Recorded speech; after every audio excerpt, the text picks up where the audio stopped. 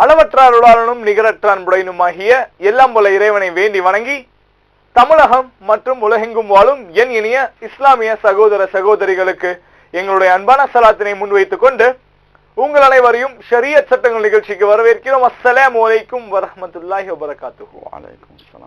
வழக்கம் போல் இன்றைக்கும் நம் ஷரியத் சட்டங்கள் நிகழ்ச்சியில தாங்கள் கேட்கக்கூடிய கேள்விகளுக்கும் சந்தேகங்களுக்கும் சிறப்பான முறையில் விளக்கம் அளிக்க நம்மிடையே வந்துள்ளார் சென்னை மஸ்ஜிதே ரஹ்மானியா பெரம்பூர் பள்ளியின் தலைமை இமாம், சென்னை பல்கலைக்கழக கௌரவ விரிவுரையாளர், மதிப்புக்குரிய மௌலானா மௌலவி அல்ஹாஜ் டாக்டர் அன்வர் பாதுஷா உலவி அவர்களுக்கும் நம்முடைய சலாத்தினை முன்வைத்துக் கொண்டு நிகழ்ச்சிக்கு வரவேற்போம். அஸ்ஸலாமு அலைக்கும் வரஹ்மத்துல்லாஹி வபரகாத்துஹு.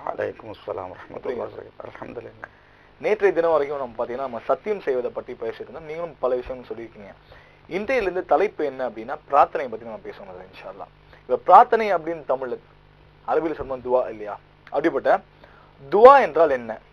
துவா செய்வதை பற்றி குர்ஆனும் ஹதீஸும் என்ன சொல்கிறது? அல்ஹம்துலில்லாஹ். அதாவது துஆ அப்படிங்கிறது மிக முக்கியமான ஒரு விஷயம். மனிதர்கள் தங்களுடைய தேவைகளை அல்லாஹ்விடத்தில் கேட்பதற்கு துஆ என்றும் நம்ம தமிழ்ல பிரார்த்தனை என்றும் சொல்கிறோம். மனிதர்கள் தங்களுடைய தேவைகளை ரப்பிடத்தில் கேட்பதற்கு துஆ என்ற வார்த்தை பயன்படுத்தப்படுகிறது. இது வாழ்க்கையில் மிக முக்கியமான அம்சம். யாரும் இதிலிருந்து தங்களை இது தேவையற்றவர்கள் என்று ஒருபோதும் சொல்லிக்கொள்ள முடியாது. அல்லாஹ் மட்டுமே தேவையற்றவன். அடியார்கள் எல்லோரும் அல்லாஹ்விடம் தேவையாகக்கூடியவர்கள்.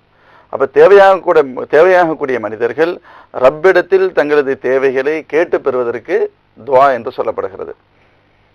இந்த துஆவும் பொதுவாகவே நான் மக்களுக்கு நேயர்களுக்காக திக்ர் துஆ என்று இரண்டையும் சேர்த்து சொல்ல வேண்டும் என்பது சிந்தனை. முதலில் இறை தியானம், அல்லாஹை பற்றிய சிந்தனை, ரப்புடைய நினைவோடு வாழுதல், இது மிக அவசியம்.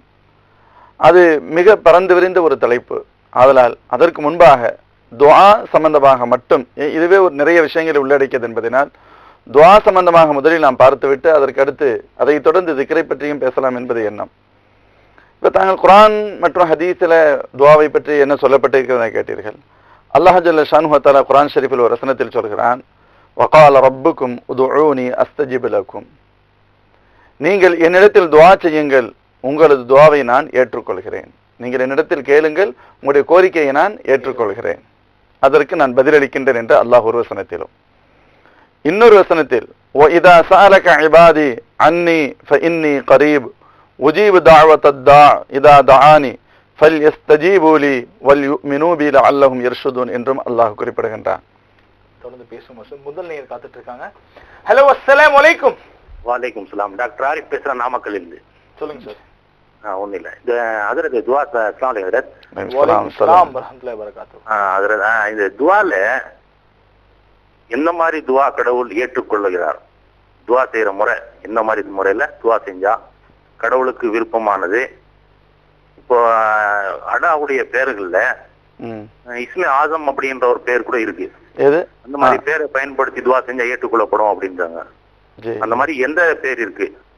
அது முக்கியமா ஜிகிர்ல நல்ல ஆலா ஜிகிர், நல்ல ஜிகிர், என்ன ஜிகிர் இன்னமும் செய்யற மாதிரி அது சொன்னா நல்லா இருக்கும். உங்களுடைய பேர் என்ன சொன்னீங்க? டாக்டர் ஆரிஃப் பேசுறேன், நாமக்கல். டாக்டர் ஆரிஃப். ஓகே. இப்ப சகோதரருடைய கேள்வி, எந்த மாதிரியான துஆவை அல்லாஹ் ஏற்றுக்கொள்கிறான்?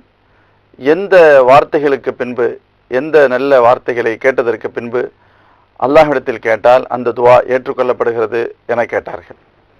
இதில் அல்ஹம்துலில்லாஹ் நிறைய விஷயங்கள் இருக்கிறது. அதை பற்றி நாம் சற்று, என்ன நீங்கள் கேட்டது ஒரு விரிவான ஒரு கேள்வி, அதை பற்றிய நாம் தெளிவாக விரிவான பதில்களை இன்ஷா அல்லாஹ் நாளை வருகின்ற ஒவ்வொரு கட்டங்களை நாம் பார்க்கலாம். என்ன சொன்னால் ஒரு சிறிய கொஸ்டின் அல்ல, நிறைய விஷயங்களை உள்ளடக்கியது. இப்போ உதாரணத்திற்காக சொல்ல வேண்டுமானால், ஒரு மோமின் எந்த கட்டத்தில் அவருடைய துஆவிற்கு ஸ்பெஷல் தன்மை அல்லாஹ் தஆலா விரைவாக அங்கீகரிக்கின்றான், அதற்கு சில நேரங்கள், சில காலங்கள் குறிப்பாக இருக்கிறது. இன்னும் சில வார்த்தைகள் குறிப்பாக இருக்கிறான. அவர் அல்லாஹ்வுடைய திருநாமங்களுடைய பெயர்களை சொல்லி கேட்டால் அந்த துஆ வேகமாக அங்கீகரிக்கப்படும் என்றும், அவர் நல்ல சாலிஹான அமல்களை அதிகம் செய்ததற்கு பின்பு அல்லாஹ்விடத்தில் கேட்கப்படுகின்ற துஆ விரைவாக அங்கீகரிக்கப்படும் என்றும், ஒரு மோமின் இன்னொரு மோமினுக்காக செய்கின்ற துஆ விரைவாக அங்கீகரிக்கப்படும் என்றும், பெற்றோர் பிள்ளைகளுக்காக செய்கின்ற துஆ விரைவாக அங்கீகரிக்கப்படும் என்றும், இப்படி பல விஷயங்கள் இருக்கிறது. இன்ஷா அல்லாஹ் அதை நான் சற்று அந்த கட்டத்திற்கு வருகின்ற பொழுது இன்னும் விரிவாக தங்களுக்கு குறிப்பிடுகிறேன். இன்னொரு விஷயம், அவங்க இன்னொரு கொஸ்டின் என்ன கேட்டாங்க? திக்ரை பற்றிக்கிறாங்க. என்ன திக்ர்? இன்ஷா அல்லாஹ் திக்ர் நம்ம அடுத்த டாபிக்காகவே, இது ஒரு மிக பறந்து விரிந்தது அப்படிங்கிறதுனால ஃபர்ஸ்ட் துவாவை முடித்துவிட்டு இன்ஷா அல்லாஹ் அதற்கு அடுத்த கட்டமாக நாம் திக்ருக்கு போவோம். முதலில் இப்பொழுது துவா சம்பந்தமான தங்களது கேள்விகளை மட்டும் கேட்கலாம். மேலும் ஒரு பொதுவாக தங்களுக்கு மட்டுமல்ல, ஒட்டுமொத்த நேயர்கள், கடவுள் என்ற வார்த்தை அல்லாஹ்வை தான் குறிக்கிறது, அல்லாஹ் என்ற அர்த்தத்தில் சொன்னோம் என்று சொன்னாலும் கூட, அல்லாஹ் என்ற வார்த்தையில் கிடைக்கக்கூடிய மீனிங்கை இந்த உலகத்தில் எந்த வார்த்தையாலும் வடிக்க முடியாது. அல்லாஹ்ங்கிற வார்த்தையில் இருக்கக்கூடிய அந்த அர்த்தத்தை, முழு அர்த்தத்தை எந்த வார்த்தையாலும் என்ன செய்ய முடியாது, சொல்ல முடியாது. அது எந்த வார்த்தையாக இருக்கட்டும், இறைவன் என்ற தமிழ் வார்த்தையாக இருக்கட்டும், கடவுள் என்ற தமிழ் வார்த்தையாக இருக்கட்டும், ஹுதா என்ற உருது வார்த்தையாக இருக்கட்டும், காட் என்று அல்லது லார்ட் என்று சொல்லப்படக்கூடிய ஆங்கில வார்த்தைகளாக இருக்கட்டும், இந்த உலகத்தில் எத்தனை மொழிகள் இருந்தாலும் சரி, அத்தனை மொழிகளிலும் அல்லாஹ்விற்கு என்ன டிரான்ஸ்லேஷன் செய்யப்படுகிறதோ அந்த வார்த்தையை முழுமையாக அது உள்வாங்க முடியாது. இது இயல்பு, அல்லாஹ் அப்படி வச்சிருக்கிறான். அல்லாஹ் ஜல்ல ஷானுஹு வ தஆலா தன்னுடைய அந்த ரப்புடைய அந்த அல்லாஹ் என்ற பெயருக்கு ஒரு தனித்தன்மை. ஆதலால் மோமின்களாக நாம் பயன்படுத்துகின்ற நேரத்தில் நம்ம டிரான்ஸ்லேஷன் செய்ய வேண்டியதில்லை. நம்முடைய ஒவ்வொருத்தரும் அவங்களுடைய தாய்மொழியில டிரான்ஸ்லேஷன் செய்ய வேண்டியதில்லை. அதில் தாங்களும் சரி, ஒட்டுமொத்த உலக நேயர்களும் சரி, நாம் நமக்கு மத்தியில் பரிமாறிக்கொள்கின்ற நேரத்தில் அல்லாஹ்வை அல்லாஹ் என்று பரிமாறிக்கொள்வது மிகச் சிறந்தது என்பதையும் தங்களுக்கு அன்புடன் நினைவுபடுத்துகிறேன். சிறப்பா சொன்னீங்க. மற்றொன்னே ஹலோ, அஸ்ஸலாமு அலைக்கும். வலைக்கும் ஸலாம் வரஹ்மத்துல்லாஹி வபரகாத்துஹு. அஸ்ஸலாமு அலைக்கும். வலைக்கும் அஸ்ஸலாம். கொஞ்சம் சத்தமா பேசுங்கம்மா. யார் எங்க இருந்து பேசுறீங்க? நான் புதுக்கோட்டையில இருந்து அனீஸ் ஃபாத்திமா. புதுக்கோட்டையில இருந்து இல்லையா? ஆமா. கொஞ்சம் சத்தமா நான் உங்களை கேள்வி கேளுங்க. ஓகே. இப்போ நான் ஒரு ஹதீஸ்ல படிச்சேன். அதாவது நபிகள் அல்லாஹ் வந்து சொல்றதா, நபிகள் எந்த துவா வந்து சலவாத்தை பொருந்தி இருக்குமோ அந்த துவா அவங்களோட தேவையை வந்து நான் வந்து முழு தேவைகளையும் நான் வந்து கவனிச்சுக்குவேன், அவங்களுக்கு உண்டான தேவை அத்தனையும் நான் அவங்களுக்கு செஞ்சிருவேன் அப்படின்னு சொல்லி ஒரு ஹதீஸ்ல படிச்சேன்.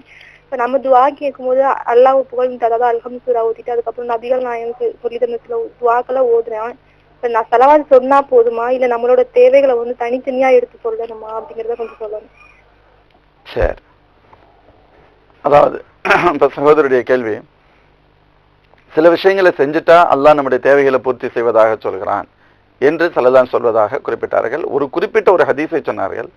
அது எந்த அளவிற்கு சரியானது என்று தெரியவில்லை. அப்படி இருப்பதாக.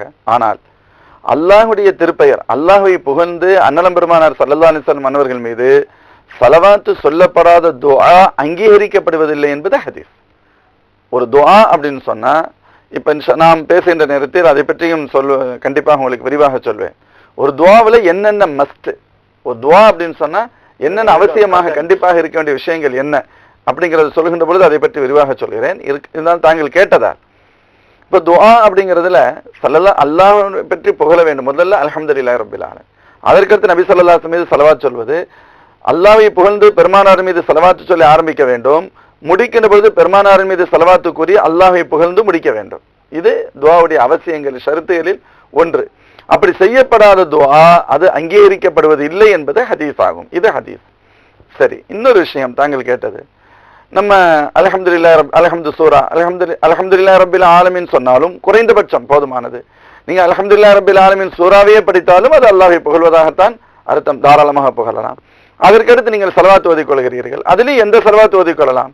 எல்லோருக்கும் தெரிந்த, நம்ம தொழுகையில அத்தஹியாத் ஓதக்கூடிய அத்தஹியாத்திற்கு பின் ஓதும் தரூத் இப்ராஹிம் என சொல்கின்ற அல்லாஹும்ம ஸல்லி அலா முஹம்மதின் வ அலா ஆலி முஹம்மதின் கமா ஸல்லைத என்று துவங்குகின்ற அந்த ஸலவாத் ஓதினாலும் மிக மிக பிரசித்தி பெற்றது, மிக சிறப்பிற்குரியது, எந்த சந்தேகமும் இல்லை. இவைகளை ஓதியதற்கு பின்பு நம்முடைய தேவைகளை ரப்பிடத்தில் தாராளமாக கேட்கலாம், கேட்க வேண்டும். அதுதான் முறை. நம்ம எந்த நோக்கத்துக்காக நீங்க துஆ செய்றீங்களோ அந்த நோக்கத்தை அல்லாஹ்விடத்தில் கேட்பது. நாம் கேட்கவில்லையானாலும் ரப்புக்கு தெரியும் என்பது அது வேறு விஷயம். நம்ம கேட்கலைனாலும் ரப்புக்கு தெரியுமா தெரியாதா? கண்டிப்பா தெரியும். அது வேறு. நம்ம ரப்பிட்ட கேட்கிறோம், அல்லாஹ் நம்ம கேட்கறதைத்தான் விரும்புகிறான். எனது அடியான என்னிடத்தில் கேட்க வேண்டும். என்னிடத்தில் கேட்காம யாரிடத்தில் கேட்க போகிறான்? நம்ம தாயிடத்துல கேட்கறதுக்கு யாராவது யோசிக்கிறோமா? ஊர்ல ஃபுல்லா எல்லாத்துக்கும் நல்ல பிள்ளைன்னு பேரு, ஆனா உம்மாட்ட போனாதான் பிரச்சனை இருக்கு. ஏன் பேச்சை கேட்கறது இல்ல? அப்படித்தானே எல்லாரும். காரணம் என்னன்னு கேட்டா உரிமை. அதான் அதற்கு அர்த்தம். ஊர்ல ஃபுல்லா இந்த பிள்ளை மாதிரி உண்டான்னு சொல்லுவாங்க. அவங்க உம்மாவுடைய மனதிலும் சந்தோஷம் இருக்கும், அது வேறு விஷயம். ஆனா உம்மா சொல்றது பிள்ளை கேட்குதான்னு கேட்டா கேட்கறது இல்ல. அதை பல பேர் தப்பா நினைக்கிறாங்க. வெளியில உம்மா நினைக்கிறது இல்ல, ஆனா உண்மையில என்னன்னு கேட்டா அந்த குழந்தை தனது தாயிடத்தில் தனது உரிமையை பயன்படுத்துகிறது, மற்றவரிடத்துல கேட்கறது இல்லை. ஆனா தாயிடத்துல உரிமையை பயன்படுத்துகிறது என்பது அதற்கு பொருள். அதே போன்றுதான் நம்ம கேட்கறது